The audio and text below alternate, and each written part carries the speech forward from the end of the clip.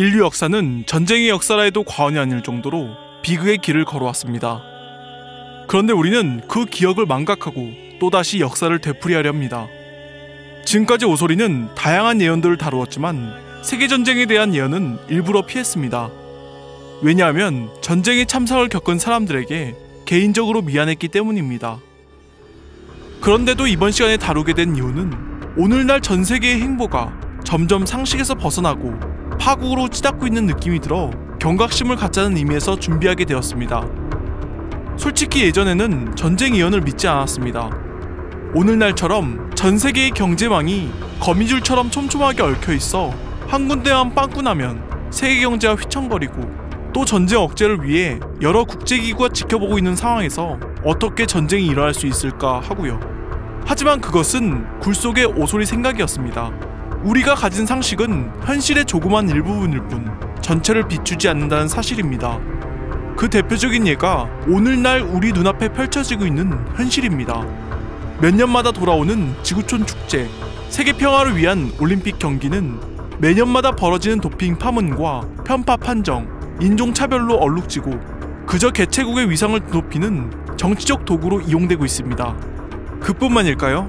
미얀마, 홍콩, 대만, 우크라이나 같은 사건들을 보면 전쟁 억제를 위한 여러 국제기구의 시스템은 그저 허울뿐이라는 것을 알 수 있죠. 오늘날처럼 국가 간의 이해득실 관계가 복잡하게 얽혀있는 상태에서 그 힘을 발휘하기란 사실상 불가능에 가깝기 때문입니다. 그리고 마치 그러한 상황을 눈치챈 듯 몇몇 나라가 가짜는 억지 주장을 하며 주변국을 압박하고 있는 실정입니다. 우리는 여기서 그 억지 주장이 얼마나 위험한 발상인지 그 핵심을 꿰뚫어 봐야 합니다. 코로나가 터진 2020년부터 중국은 지금까지 어떠한 주장도 없다가 한국의 복식과 음식 문화를 모조리 자기네 것이라 주장하고 있습니다. 그저 한류 문화가 뜨니까 안 입고 와서 그런 걸까요? 세간에는 이미 한국 역사를 중국 역사로 편입시키는 동북공정을 끝내고 문화공정을 시작했다는 말이 나오고 있습니다.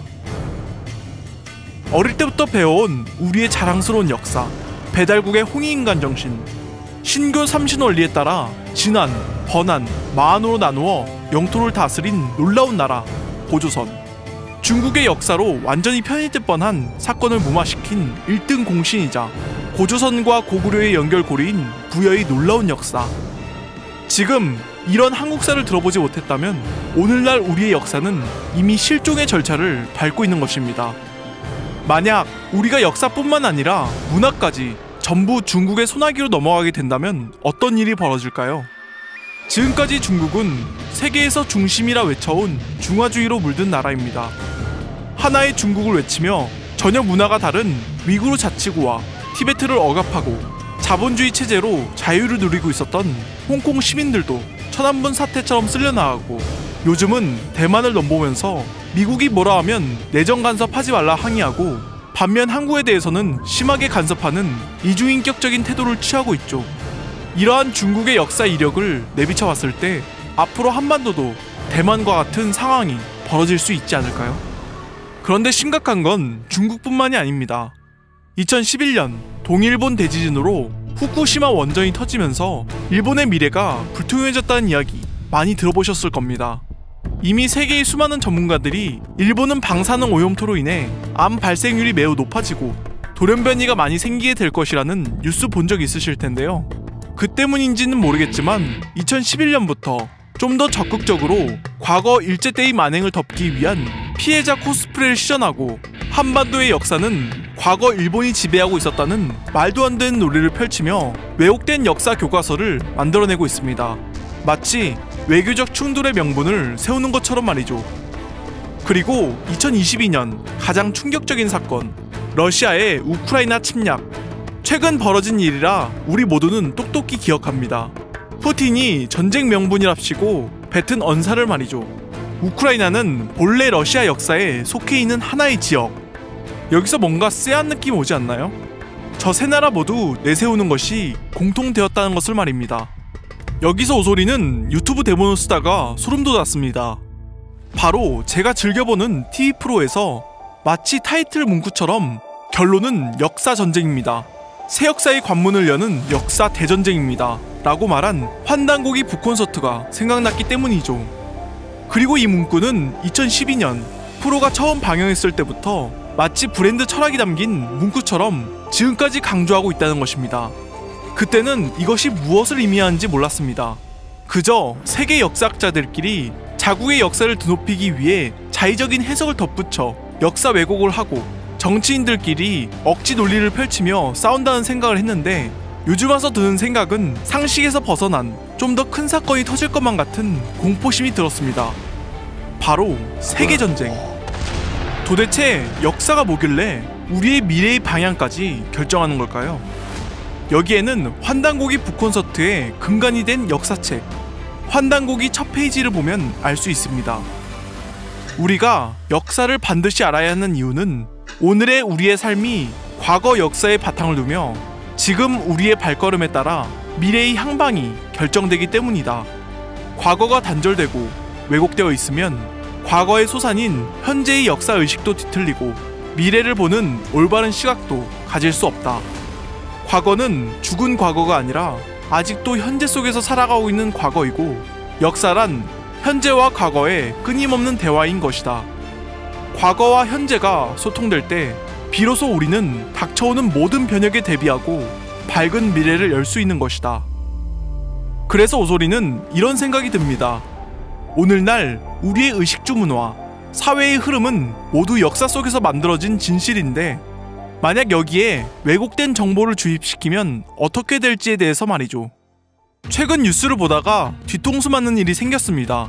무려 70년 이상 수많은 전문가들의 주장과 언론 보도로 열의 9이 알고 있다는 건강 상식이 왜곡되었다는 뉴스가 나온 것이죠. 바로 그 주인공은 물 2리터의 법칙입니다. 70년 전 잘못 해석된 연구 결과가 단 한 번의 의심 없이 오늘날까지 정설로 이어오고 있었다는 것입니다. 하루에 물 2리터를 마시면 몸이 좋아지는 것이 아니라 몸이 필요로 하는 수분 섭취량이 하루 2.5리터라는 것입니다. 게다가 식품을 통해 공급받는 수분량이 1리터 이상 되기 때문에 남자의 경우에는 74세까지 하루 900ml 이상, 여성의 경우는 600에서 800ml 정도 물을 섭취하면 충분하다는 연구 결과가 등장하면서 오늘날 우리의 상식은 공중에 붕 떠버리게 되었습니다. 게다가 간경화, 신부전증과 같은 질환에선 과도한 수분 섭취가 오히려 복수, 폐부종, 전신부종과 같은 합병증을 일으킬 수 있다는 것이죠. 오소리는 이러한 선례가 바로 나비의 효과라 생각합니다. 작게 보면 그저 연구 결과를 잘못 해석한 단순 해프닝일 뿐인데, 만약에 그것이 바로잡히지 않고 70여 년 동안 기본 상식으로 자리 잡게 되면 우리는, 전 인류는 왜곡된 정보를 확고한 정답이라 인식하고 몸에 어떠한 부작용이 초래하고 있는지도 모른 채 살아갈 것이기 때문입니다. 여기서 우리는 곰곰이 생각해 봐야 합니다. 만약 이 이야기를 역사 왜곡에 비춰보면 어떨까요? 환단고기 북콘서트를 보면 한국사가 실종의 길을 걷게 된 이유에 대해 간간히 소개합니다. 일제항쟁기에 존재했던 조선사 편수회의 잘못된 역사 기록이 나비 효과가 되어 오늘날 우리 한국사가 반토막 나도 중국과 일본이 역사 왜곡을 해도 문제의식을 두지 않는 불쌍한 민족으로 자리잡게 되었다는 이야기죠. 그렇다면 여기서 더 나아가 그 불쌍한 민족이 현 상황을 타파하지 못하고 계속 중국과 일본의 만행에 끌려다니면 어떻게 될까요? 결국 왜곡된 정보를 주입받은 중국과 일본 시민들은 진실을 모른 채 한국에 대해 분노하게 되고, 그 분노를 명분 삼아 정치인들은 움직일 테고 결국 외교적 마찰을 피할 수 없게 될 것입니다. 그리고 러시아 푸틴이 주장한 것처럼 중국도 일본도 왜곡된 한국 역사를 들먹이면서 명분을 세울 게 분명합니다. 그리고 그 피해는 수백, 수천만 명의 무고한 시민들이 희생되는 전쟁으로 이어지게 되겠죠. 그래서 우리는 역사가 미래의 방향을 결정짓는다는 사실에 대해 깊이 성찰해야 합니다. 역사는 문화를 창출시키고 그 문화 속에서 우리 고유의 정신이 탄생하게 된다는 메커니즘을 잘 헤아려 보면 왜곡된 역사는 결국 온전지 못한 정신을 불러일으킬 수 있다는 것을 말이죠. 최근에 상영된 영화 매트릭스 리저렉션을 보면 오늘날 인류가 왜 이러고 사는지에 대해 사색해 볼 수 있는 장면이 등장합니다. 영화에서 등장하는 주인공 네오는 무슨 이유에서인지 반복되는 생활 패턴 속에서 다람쥐 쳇바퀴 돌듯 살아가고 있는데요. 그리고 그것이 무엇인가 잘못되어 가고 있다는 것을 인지하고 있으면서도 바로잡기 위한 발걸음 떼기를 망설입니다. 내가 생각하는 게 맞는 것일까? 아니면 잘못된 것일까? 그리고 마침내 그의 심리 변화를 완성시켜주는 외부 자극이 등장하면서 선택을 하게 됩니다. 오소리는 그 장면에서 우리의 모습이 아른거렸습니다. 잘못을 바로잡아주는 외부 자극이 우리들에게도 필요하다는 것이죠. 비록 우리가 지금까지 배워온 정보들로 문명을 발전시켜 왔을지라도 그것이 왜곡된 것이라면 결국 부작용으로 돌아올 수 있는 여지가 생기기 때문에 바로잡을 수 있는 기회가 주어진다면 바로 잡아야만 하는 것입니다. 영화에서 네오가 선택한 것처럼 말이죠. 그리고 무엇이 되었든지 간에 역사를 잊은 민족에게 미래가 없기 때문에 우리는 역사를 되찾아야 합니다. 역사 왜곡으로 때묻지 않은 올바른 역사를 되찾아야 합니다. 그럼 다음 시간에는 더 재밌고 흥미로운 이야기로 찾아뵙겠습니다.